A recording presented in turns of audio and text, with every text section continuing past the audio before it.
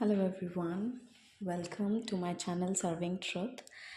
And मेरा नाम है सुरभि और आज मैं हाज़िर हूँ एक नई ओरेकल कार्ड रीडिंग के साथ जो आज हम करेंगे। So let's get started. मेरी जितनी भी सर्विसेज हैं या फिर आप अपनी personal Oracle card reading session मेरे साथ बुक करना चाहते हैं तो उसके लिए आप मुझे ईमेल करें servingtruth11@gmail.com पर। मेरी सर्विसेज या उनकी फर्दर डिटेल्स बुकिंग्स के लिए आप मुझे ईमेल करें। ओके, तो आज का जो हम टॉपिक देखने वाले हैं दैट इज़ कोडिपेंडेंसी। कोडिपेंडेंसी क्या होती है, इसके ऊपर अगर आप एजुकेशनल वीडियो चाहते हैं तो आपको क्या करना होगा, आपको कमेंट करना होगा। मैं एक एजुकेशनल वीडियो भी लेकर आऊँगी। व्हाट इज़ कोडिपेंडेंसी, बहुत डीप टॉपिक है कि कोडिपेंडेंसी क्या होती है। बेसिकली जनरली देखा जाता है, पहचान ली जाती है कोडिपेंडेंसी ऐसे कि अच्छा फाइनेंशियली कोई किसी पे कोडिपेंडेंट है। नहीं, इससे भी डीप है। फाइनेंसेस में तो वो सिर्फ मैनिफेस्ट होके आई है, वो बहुत डीप चीज़ है। ठीक है, तो थोड़े आपको आपके आंसर्स मिल सकें कोडिपेंडेंसी के रिलेटेड, तो आज मैं ये रीडिंग कर रही हूँ। ठीक है, तो सबसे पहले हम ये देखेंगे कि आपके कॉन्शियसनेस में कोडिपेंडेंसी का सीड आया कहाँ से है। ठीक है, कहाँ से ये जो सीड है कोडिपेंडेंसी का आपकी चेतना में चैनल हो गया, जिससे मैं जानती हूँ ये एक ऐसी चीज़ है जिससे अक्सर लोग जूझते हैं। ठीक है, ये कोई छोटा वूंड नहीं है कॉन्शियसनेस के अंदर। तो let's see. Thank you angels, archangels, godfathers, मेरे व्यूअर्स या जो मुझे देख रहे हैं, मुझे सुन रहे हैं, उनकी चेतना में ये कोडिपेंडेंसी का वूंड पैटर्न या सीड कहाँ से आया है, कहाँ से आया है। क्यों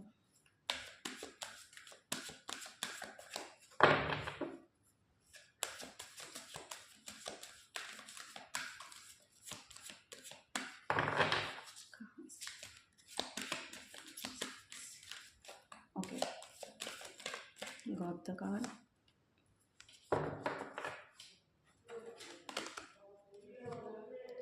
It's almost over. Your current challenges will be resolved and you will be able to look to the future with a smile. Number 16. It's almost over. Okay. अब हम जो कार्ड मैं रिसीव करना चाहूँगी वो ये है कि इस कोडिपेंडेंसी ने आपकी लाइफ में वो कौन सी डैमेज है जो आपको इस लाइफ टाइम में दी है। ठीक है, लेट्स सी।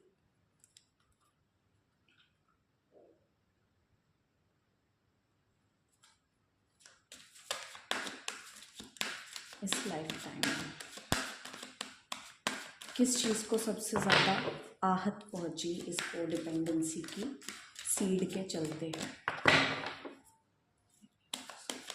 क्या चीज़ आहत सबसे ज़्यादा।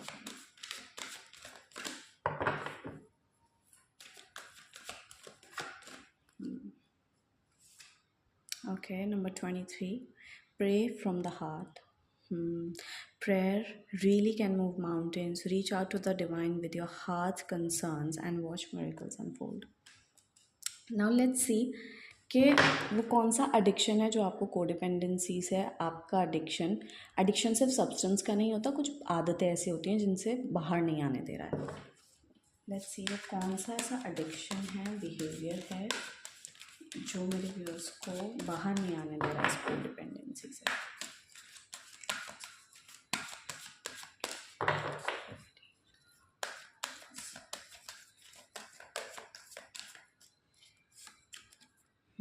Archangel Michael is with you now. Even though you can't see it, I'm actively working on this situation. I'm here and helping you. Okay. अब हम देखेंगे solution, how you can heal this codependency. ठीक है, that's gonna be we gonna receive the solution now of course. ठीक है, तभी तो आपकी ये एनर्जी गाइड हो सकती है। So thank you God for this archangels for revealing what's the solution to heal this codependency. What what is or what are the solutions to heal this codependency in the consciousness? Thank you.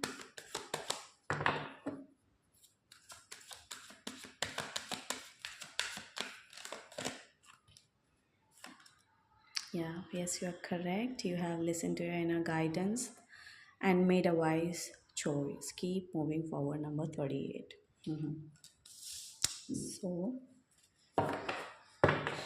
bottom of the deck energy is number 36. Trust your angels. Let go of your expectations of how your dreams will come true. Trust that heaven has a perfect plan. Let's see.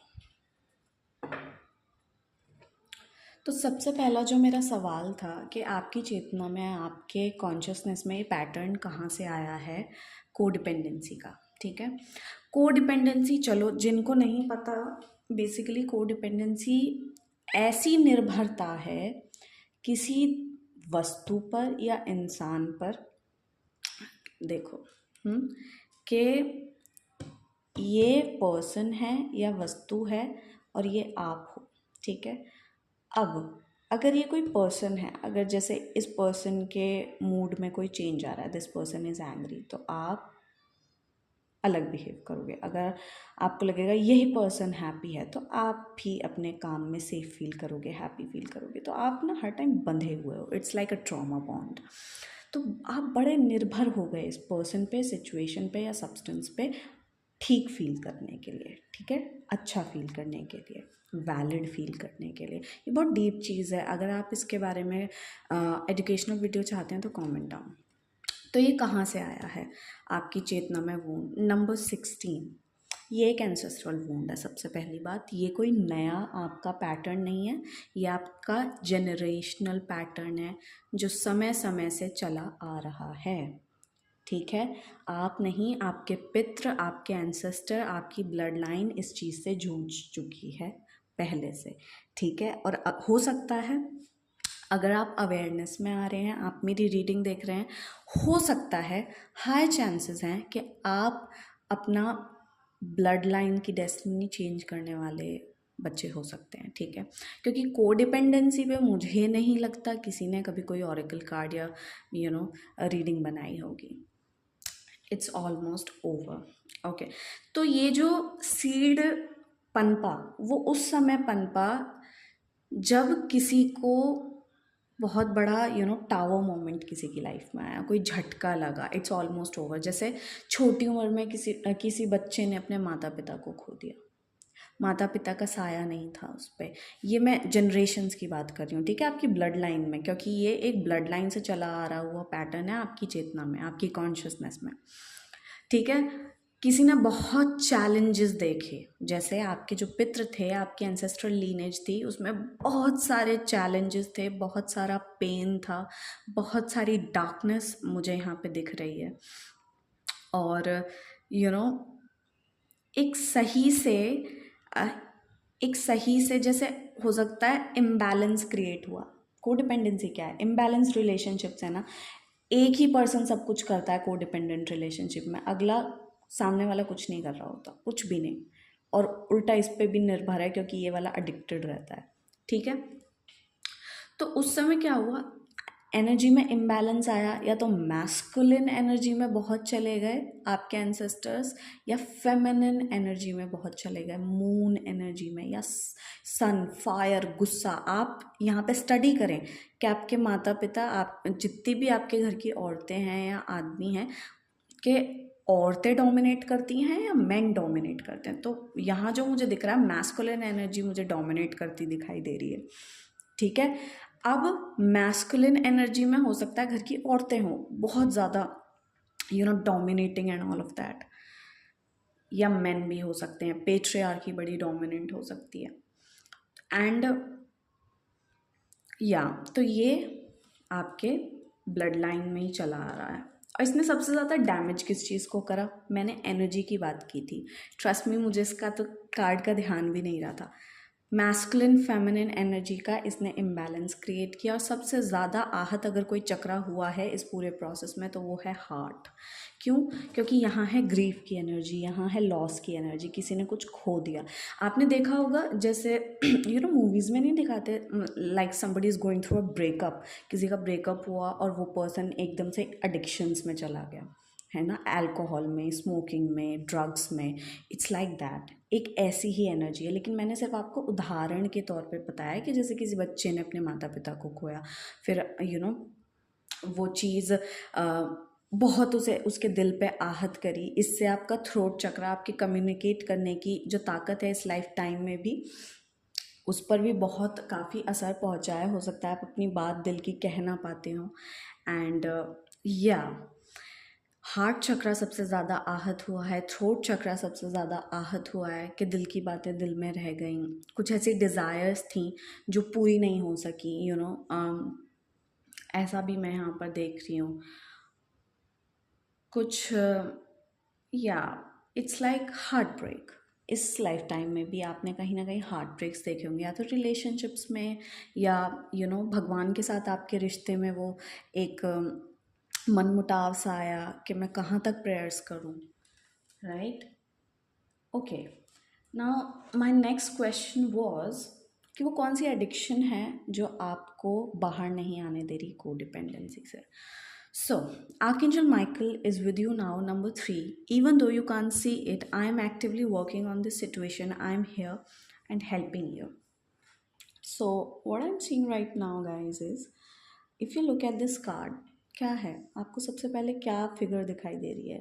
मुझे एक masculine dominant figure दिखाई दे रही है। मैं जब card shuffle कर रही थी तब भी मुझे सबसे पहला ख्याल जो आया था इस कार्ड को देखकर वो यही आया था कि बहुत मैस्कुलिन एनर्जी है यहाँ पर, ठीक है?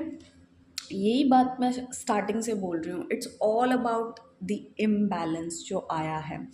कोडिपेंडेंट रिलेशनशिप्स आपको पता है कैसी होती हैं? इम्बैलेंस्ड ही तो होती हैं, टोटली इम्बैलेंस्ड होती हैं वो, ठीक है?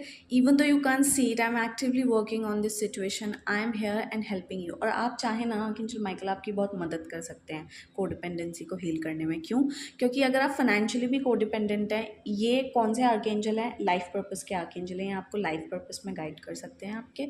और इससे एडिक्शन को आपको कौन सी को छोड़ना है? आपको अपनी मैस्कुलाइन एनर्जी, वो अटैक की एनर्जी, अग्रेशन की एनर्जी, बहुत ज़्यादा अग्रेशन में रहना, गुस्से में रहना, ये सब क्या है? सेफ्टी प्रोटेक्शन मैकेनिज़्म है आपके इनर चाइल्ड के, शैडो चाइल्ड के, जो उसने बना रखे हैं ताकि वो सेफ फील करे।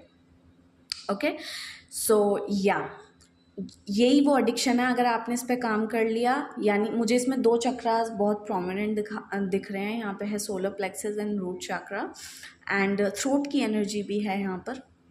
सो अपनी मैस्कुलाइन एनर्जी को आपको काम डाउन करने की ज़रूरत है। वो जो आपको हमेशा गार्डेड रखने में आगे आ जाती है, उसे लगता है कि आप डेंजर में हैं और आप खुद को प्रोटेक्ट भी करना स्टार्ट कर देते हैं। तो आपसे कहा जा रहा है कि बैलेंस लाओ अपनी लाइफ में, फेमिनिनिटी को भी जगह दो, वो ईज़, वो सॉफ्टनेस, वो fun energy, creative energy, okay?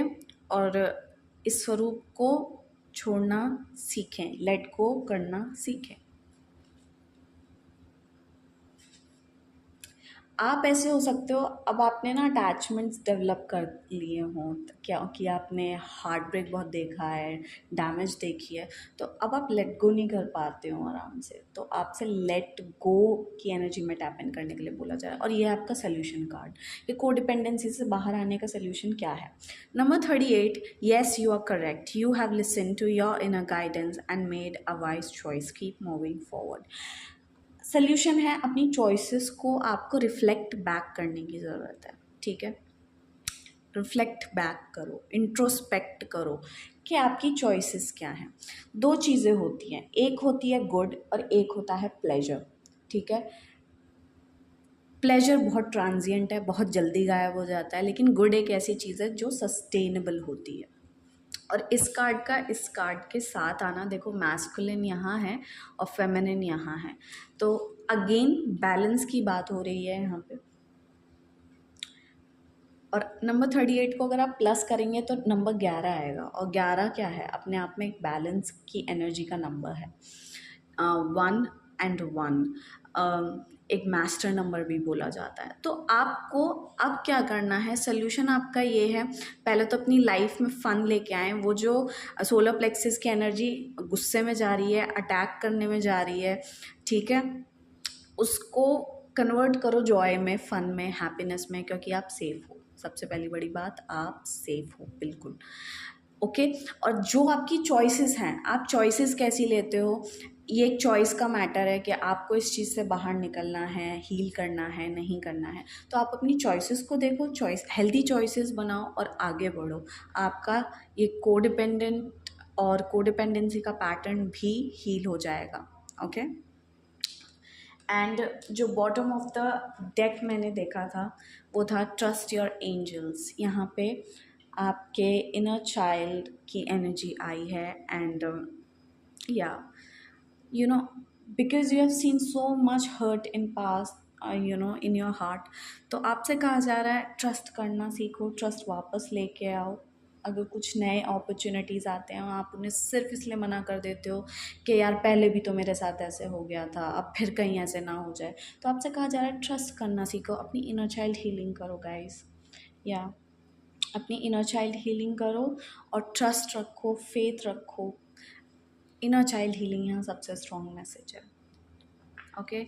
आपके बचपन में रिफ्लेक्ट बैक करो, क्या था जिस चीज़ ने आपको कोडिपेंडेंट बनाया, क्या आपके पास इनफ सपोर्ट नहीं था एज अ चाइल्ड, एजुकेशन में, या कोई क्रिएटिविटी को या आर्ट्स को आपकी को एनकरेज नहीं करता था, सपोर्ट नहीं करता था। आपको वो सारी चीज़ें देखनी होंगी। क्यों क्रिएटिविटी और आर्ट का मैसेज आ रहा है यहाँ भी, ये लड़की बहुत फ़न मूड में है, फेमिनिन एनर्जी ऐसी होती है, fun mood, you know, happy energy. और यहाँ आपको गाइडेंस भी यही दी जा रही है कि मेल एनर्जी, मैस्कुलिन एनर्जी बहुत डोमिनेंट हो चुकी है आपकी, उससे बाहर आने की ज़रूरत है कि आप हमेशा तलवार ही लेके खड़े हैं, लेकिन आपको ये हंसी खुशी अपने जीवन में लानी चाहिए और बैलेंस में आना चाहिए। हो सकता है बचपन में ऐसा हुआ हो कि आपके यू नो जो केयर गिवर्स रहे हैं या पेरेंट्स रहे हैं, वो सिर्फ एक ही चीज़ पे फोकस करते थे कि पढ़ना है, पढ़ना है, पढ़ना है, और आर्ट के लिए, ड्राइंग के लिए, या ऐसी सॉफ्ट चीज़ों के लिए आपको वहाँ से हटा दिया जाता था या आप ही नहीं जाते थे। तो आपकी फेमिनिन साइड, क्रिएटिव साइड कहीं ना कहीं ब्लॉक होती चली गई, ठीक है। और इसी से फाइनेंशियल कोडिपेंडेंसी भी आती है। तो ये, आई होप आपको ये रीडिंग ज़रूर हेल्प करी होगी, क्योंकि इसमें सच में जो आया है वो यही आया है कि बैलेंस लेके आओ अपनी लाइफ में, okay. So thank you so much for watching. मैं मिलूँगी आपसे नेक्स्ट रीडिंग में, और पर्सनल रीडिंग्स के लिए आप मुझे ईमेल करें servingtruth11@gmail.com पर, ओके। Bye guys.